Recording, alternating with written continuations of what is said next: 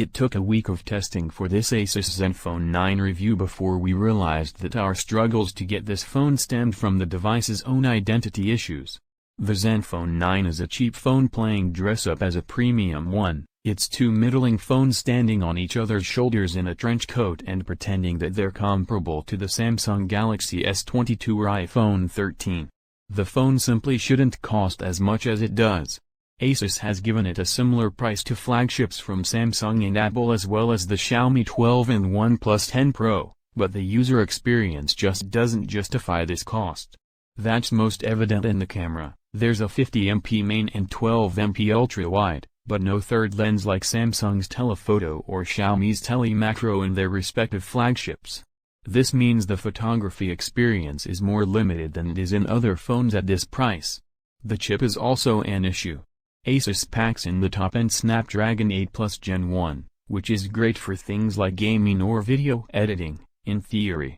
However, one of the Zenfone's key features is its small size, that makes it easy to use one-handed, and truly pocket-sized. But when the display is this small, who's going to be buying the phone for gaming anyway?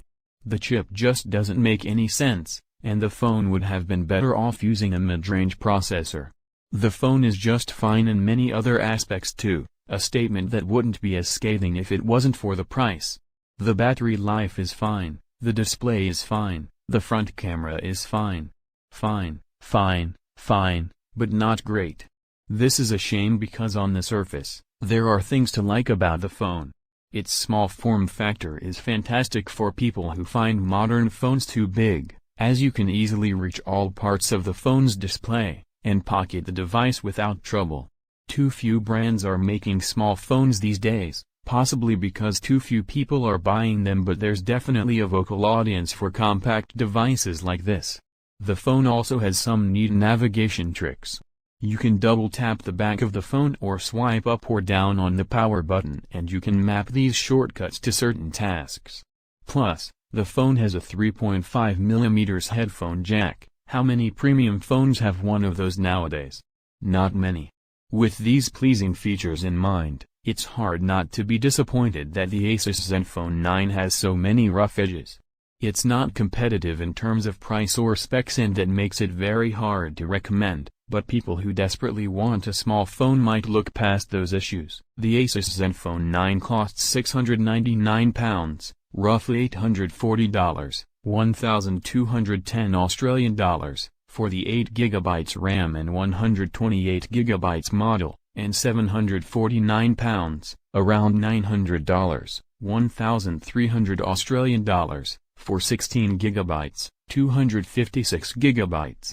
For context, the Samsung Galaxy S22 starts at $799, 769 pounds. 1,249 Australian dollars, and the base iPhone 13 goes for $799, 779 pounds, 1,349 Australian dollars, and Asus fits into the same rough price category as them, which makes comparisons natural, though it slightly undercuts both.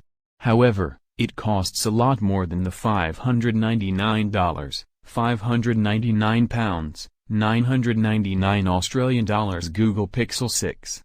The phone launched at the end of July 2022, quite late compared to the May 2021 launch date of the Zenfone 8. We know UK pricing for now, but it's likely coming out in other regions too, so we'll update you when we get the cost elsewhere. I hope you enjoyed this video. Also, do not forget to like and subscribe, and ring the bell to be informed of our next videos. Until the next video, bye bye.